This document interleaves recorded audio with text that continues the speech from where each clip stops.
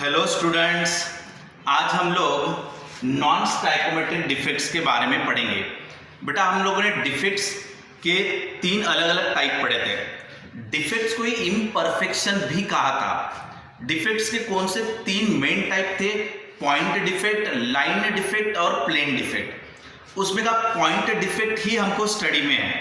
Line defect और plane defect ये हम लोगों ने नहीं पढ़ा, ये हमारे स्टडी में नहीं है। ओनली पॉइंट डिफेक्ट तक ही हमारे स्टडी में था। फिर बेटा पॉइंट डिफेक्ट के हमने तीन कैटेगरीज किए थे। एक कौन सा? स्टाइकोमेट्रिक, दूसरा नॉन स्टाइकोमेट्रिक और तीसरा लिया था हमने इम्प्यूरिटी डिफेक्ट। बेटा मैंने पहला जो डिफेक्ट वाला लेक्चर लिया था उसमें स्टाइकोमेट्रिक डिफेक्ट हमने कंसिडर किया था। सेकंड एक जो वीडियो है उसमें हमने वैकेंसी डिफेक्ट के बारे में यानी इम्प्यूरिटी डिफेक्ट के बारे में पढ़ा है। इम्प्यूरिटी के अंदर वैकेंसी वाला पार्ट आ रहा था, तो इम्प्यूरिटी डिफेक्ट भी हमने वहां पे डिस्कस कर लिया। अब हम लोग जो डिस्कस कर रहे हैं वो है नॉन स्टाइकोमेट्रिक डिफेक्ट्स। आपको एक बार फिर से मैं याद दिला दूं कि नॉन स्टाइकोमेट्रिक डिफेक्ट यानी क्या होता है। जैसे मैंने कहा था कि NaCl आपका क्रिस्टल है, सो एक सोडियम के साथ एक क्लोरीन होना चाहिए। सो अगर यहां पे मान लो 8 सोडियम एटम है तो यहाँ पे 8 क्लोरीन के एटम्स भी होने चाहिए। सो ये 8/8 यानी कि 1/1 का रेशियो मेंटेन है, तो इसको स्टाइकोमेट्रिक रेशियो मेंटेन है। तो ये टाइप के डिफेक्ट्स हमने पहले लेक्चर में ले लिए थे। अगर यहां पर 8 की जगह पे 7 आ गया तो अब ये 1/1 का रेशियो मेंटेन नहीं हुआ, ये हो गया आपका नॉन स्टाइकोमेट्रिक डिफेक्ट। अगर हमने MgCl2 लिया तो ये क्या होता है, यहां पे 1 एटम तो इसके 2 एटम, तो यहां पे अगर 5 रहेगा तो यहां पे क्या रहेगा बेटा 10। सो आपका 1/2 का रेशियो मेंटेन है, यानी स्टाइकोमेट्रिक डिफेक्ट्स में आया था वो। लेकिन अगर ये 5 की जगह पे 6 आ गया तो आपका 1/2 का रेशियो मेंटेन नहीं हो रहा है, तो ये हो गया आपका नॉन स्टाइकोमेट्रिक। अब नॉन स्टाइकोमेट्रिक रेशियो कब कब बनता है उन डिफेक्ट्स के बारे में पढ़ना, यानी नॉन स्टाइकोमेट्रिक डिफेक्ट्स। ठीक है, अभी हम स्टार्ट करते हैं इसका पहला वेरिएशन। ठीक है, अच्छे से ध्यान रखना सभी, ये काफी इंटरेस्टिंग है और थोड़ा डाउट रह सकता है, इसलिए ध्यान देना बराबर। किताबों से पढ़ोगे तो आपको थोड़ा लाइन समझने में दिक्कतें जाएगी। आप यहां पे बराबर देखना। बेटा मैंने कौन सा क्रिस्टल स्ट्रक्चर लिया? NiO का। सो Ni और O, निकेल और ऑक्सीजन। NiO में 1 का रेशियो रहना चाहिए, 1:1, क्योंकि Na के ऊपर डबल प्लस होता है, ऑक्सीजन के ऊपर डबल माइनस होता है। सो एक Na के साथ एक ऑक्सीजन होना चाहिए आइडियल कंडीशन में, ठीक है ना। लेकिन होता क्या है देखना बराबर, एक Na एटम यहां से मिस हो जाता, ये वाला वैकेंट स्पेस, वैकेंसी क्रिएट हुई, यहां का एक Na चला गया। कौन सा Na गया? Na डबल प्लस वाला, ठीक है ना, ये Na डबल प्लस। और वहां पे Na ट्रिपल प्लस वाले 2 एटम ऐड हो जाते। आप अगर वैसे देखो तो ओवरऑल बराबर ध्यान देना बेटा, NiO ऐसा स्ट्रक्चर है ये। Na के ऊपर क्या है अपना डबल प्लस। अब देखना, ये एक Na डबल प्लस को मैं गायब कर दूंगा, ये एक Na डबल प्लस को मैं गायब कर दूंगा और यहां का एक Na डबल प्लस गायब हो गया। सो बेटा ये वाला स्पेस, ये वाला स्पेस और ये वाला स्पेस, ऐसे 3 जगह पर Na डबल प्लस था। सो 3 Na डबल प्लस यानी 6 पॉजिटिव गायब हो गए वहां से। सो 6 पॉजिटिव गायब होने के बाद वहां पे Na ट्रिपल प्लस और Na ट्रिपल प्लस ऐसे आ जाएंगे। अब हमने क्या किया कि 3 Na डबल प्लस की जगह पर, ये दिख रहा है बेटा सबको, 3 Na डबल प्लस की जगह पर, यहां पे बाजू में लिख देता हूं मैं, 3 Na डबल प्लस की जगह पर 2 Na ट्रिपल प्लस को रिप्लेस कर दिया। देखना बराबर, ध्यान देना यहां अच्छे से। सो 3 Na के एटम्स चले गए और सिर्फ 2 ही Na के एटम वहां पर आए, तो एक एटम तो कम हो गया ना, बट चार्ज आपका अभी भी सेम है, क्योंकि 3 Na डबल प्लस थे यानी 6 थे यहां पर, 6 पॉजिटिव, और यहां पे क्या किया आपने, 2 Na ट्रिपल प्लस यानी अगेन 6 पॉजिटिव। सो आपका न्यूट्रलिटी मेंटेन रहा। अभी भी आपका क्रिस्टल स्ट्रक्चर में number of positive charge, number of negative charge same ही है, इलेक्ट्रिकली ये न्यूट्रल ही है, लेकिन 3 Na प्लस की जगह से ओनली 2 ही Na ट्रिपल प्लस रिप्लेस हो पाए। सो पॉजिटिव चार्ज सेम भले ही रहे होंगे, बट एक Na का शॉर्टेज वहां पर आ गया, और एक Na का शॉर्टेज आने की वजह से ये क्रिस्टल स्ट्रक्चर का रेशियो ऐसा बन गया। जो Na 1 होना चाहिए था 1:1, वो 1 ना रहते हुए 0.97 हो गया, यानी 97% रहेगा Na, तो 100% रहेगा तुम्हारा ऑक्सीजन। ऑक्सीजन के 100 एटम, तो Na के सिर्फ 97 एटम रहेंगे, यानी ये रेशियो क्या हुआ, Na 0.97 और ऑक्सीजन का 1, तो आपका स्टाइकोमेट्रिक रेशियो बदल गया। जो तुम्हारा स्टाइकोमेट्रिक रेशियो 1:1 होना चाहिए था, वो चेंज होके 0.97:1 हो गया।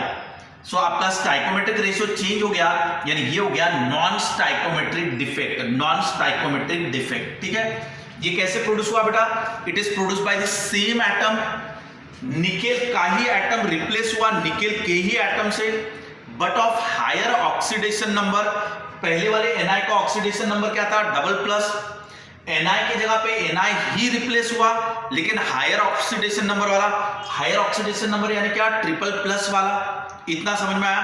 तो ये जब आप लिखोगे मेटल डिफिशियंसी डिफेक्ट में, तो आपको लिखना है कि positive ion, positive metal ion is replaced by the same atom of higher oxidation number. So higher oxidation number होने की वजह से क्या हुआ, 3 Na डबल प्लस की जगह पर सिर्फ 2 Na ट्रिपल प्लस आ गया। तो नंबर ऑफ पॉजिटिव चार्ज अभी भी सेम ही है, लेकिन 3 निकेल की जगह पे सिर्फ 2 ही निकेल के एटम 6 पॉजिटिव चार्ज को तैयार कर दे रहा है due to higher oxidation number. तो फिर भी वहां पे एक वैकेंसी तैयार हुई, और वैकेंसी तैयार होने की वजह से number of nickel atoms come हो गए क्रिस्टल में, तो ये स्टाइकोमेट्रिक रेशियो जो 1:1 होना चाहिए था वो चेंज हो गया, यानी इसके 100 एटम रहेंगे तो इसके 97 एटम रहेंगे सिर्फ। सो ये हो गया आपका नॉन स्टाइकोमेट्रिक डिफेक्ट, जो मेटल डिफिशियंसी डिफेक्ट, यानी यहाँ पे मेटल की कमी हो गई।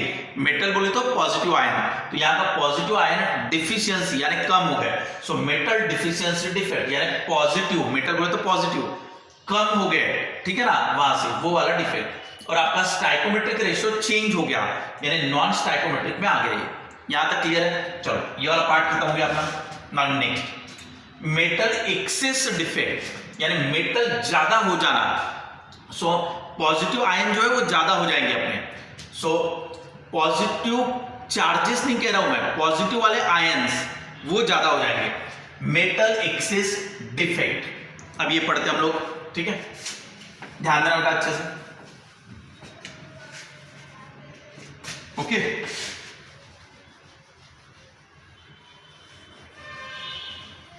अब देखो बेटा, हमने कौन सा क्रिस्टल लिया, ZnO। So again Zn double plus और ऑक्सीजन के ऊपर डबल माइनस होता है। सो ZnO स्ट्रक्चर रहता है 1:1 वाला, ये ऐसा रहना चाहिए। Zn के ऊपर डबल प्लस, ऑक्सीजन के ऊपर डबल माइनस, तो एक Zn के साथ एक ऑक्सीजन रहेगा। सो 1:1 का स्टाइकोमेट्रिक रेशियो है। अगर इसके 100 एटम है तो इसके भी 100 एटम रहने चाहिए, इसके अगर 5 एटम है तो इसके भी 5 एटम रहने चाहिए। अब हो क्या रहा है हम लोग चेक करते हैं यहाँ पे। देखो ना, NiO का स्ट्रक्चर जैसा का वैसा ही है ZnO का, ठीक है ना, जिंक और ऑक्सीजन का, लेकिन न्यूट्रल Zn एटम, मैंने क्या कहा, neutral Zn atom interstitial space में जाके बैठेगा। इंप्यूरिटी, ठीक है ना, डिफेक्ट्स, तो ये इंप्यूरिटी में नहीं है, सेम एटम है, डिफेक्ट आएगा। Neutral Zn atom interstitial space में जाकर बैठेगा, अलग अलग जगह पे कहीं पे भी, तो इसकी वजह से Zn के नंबर बढ़ जाएंगे, यानी जो पॉजिटिव आयन है वो बढ़ जाएगा। ये पॉसिबल हो सकता है। अगर बेटा न्यूट्रल एटम यहां पे जाके बैठा, so number of positive number of negative तो अभी भी सेम ही है, कोई प्रॉब्लम ही नहीं है, सिर्फ न्यूट्रल एटम होल्ड लो और न्यूट्रल एटम यहां पे जाके बैठ गया।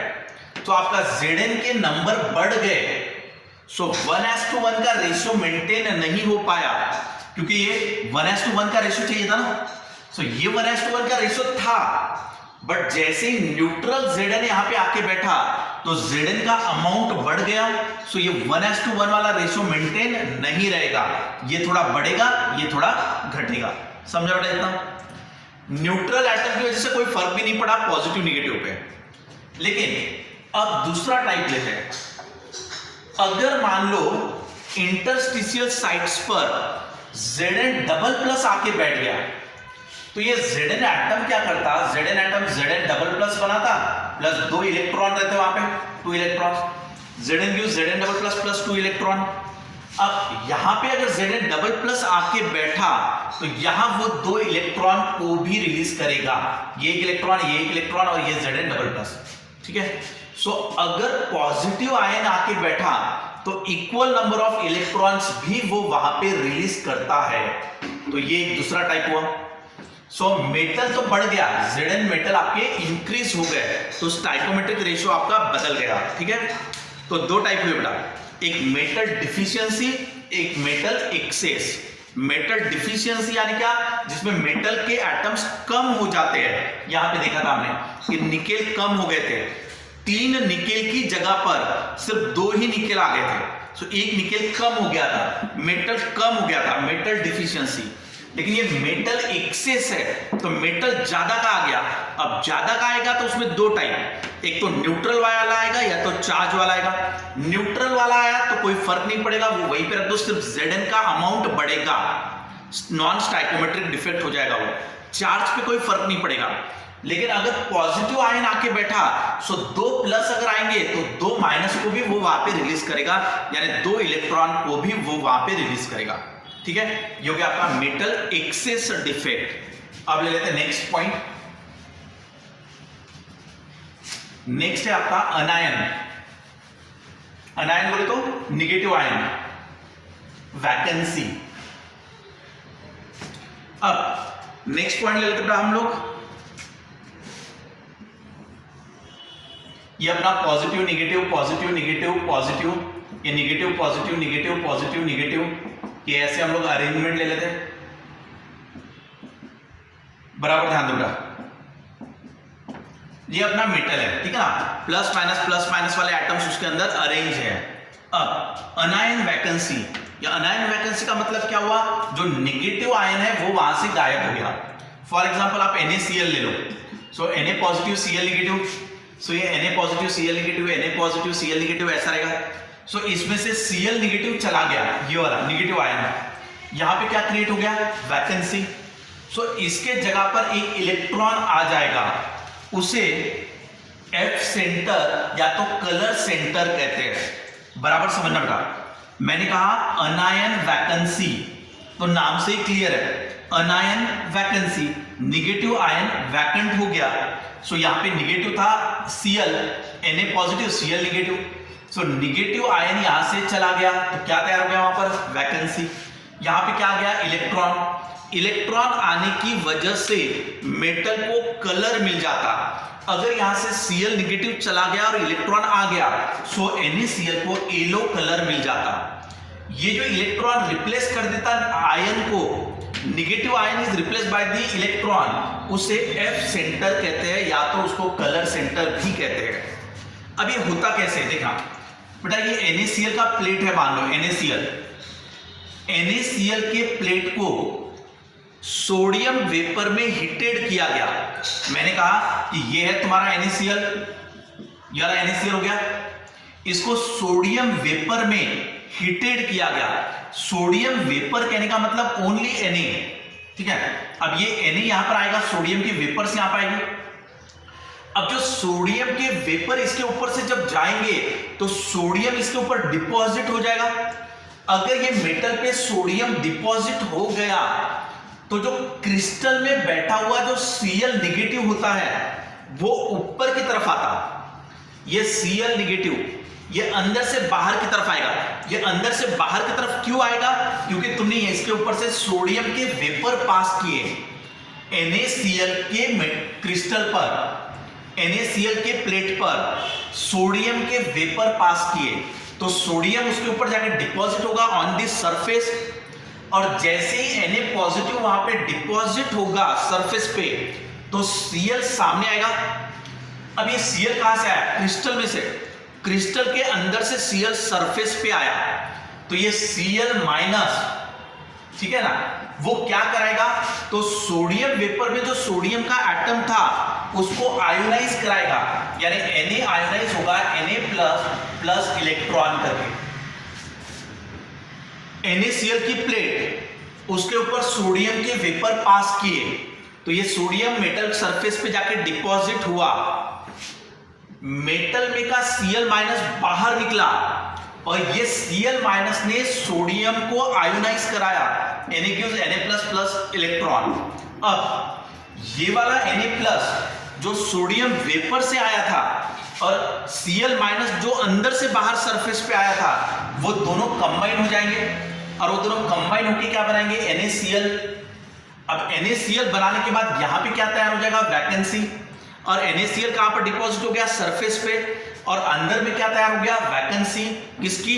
नेगेटिव आयन की। अब यहां पे बचा क्या आपका?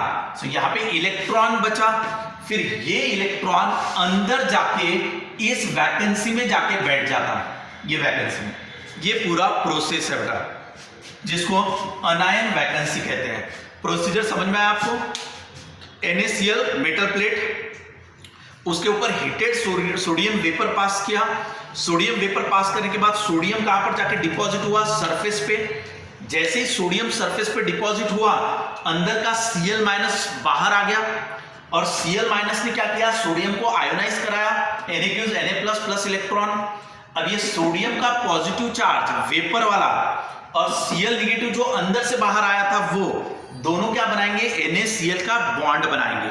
वहां पे क्या रिलीज होगा? इलेक्ट्रॉन। इलेक्ट्रॉन किसने दिया? सोडियम ने। बाद में ये इलेक्ट्रॉन क्या करेगा? उस वैकेंसी के जगह पे जाके बैठ जाएगा।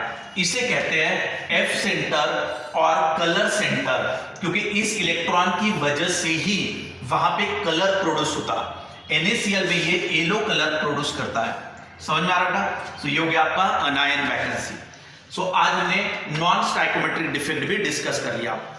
बेटा महाराष्ट्र स्टेट बोर्ड के सिलेबस के हिसाब से यहां तक आपके पूरे कंटेंट्स कवर हो चुके हैं। इसमें आपको P type, N type semiconductor के बारे में दिया है, लेकिन आपका लेटेस्ट 2021 की एग्जाम के लिए सेमीकंडक्टर वाला टॉपिक कैंसिल करने में आ गया है कोविड-19 के प्रॉब्लम की वजह से। ठीक है, तो वो वाला पार्ट आपको बोर्ड एग्जाम में नहीं आएगा, वो आपको एंट्रेंस एग्जाम में आ सकता है। 10 लेक्चर मैंने जितने भी लिए हुए हैं उसमें पूरे महाराष्ट्र स्टेट बोर्ड के पूरे पॉइंट्स कवर हुए हैं, उसमें एंट्रेंस एग्जाम के भी पॉइंट्स कवर हुए हैं। उसके आगे के जो पॉइंट्स है सेमीकंडक्टर रिलेटेड, डाई हो गया, पारा हो गया, फेरो हो गया, P type semiconductor, N type semiconductor, ये सब आपका 12th बोर्ड के सिलेबस से हट गया है महाराष्ट्र स्टेट बोर्ड के 2021 के एग्जाम के लिए। ठीक है बेटा, तो यहाँ तक आपका पूरा सिलेबस यानी सॉलिड स्टेट का पूरा कंटेंट कवर हो चुका है। Okay, bye.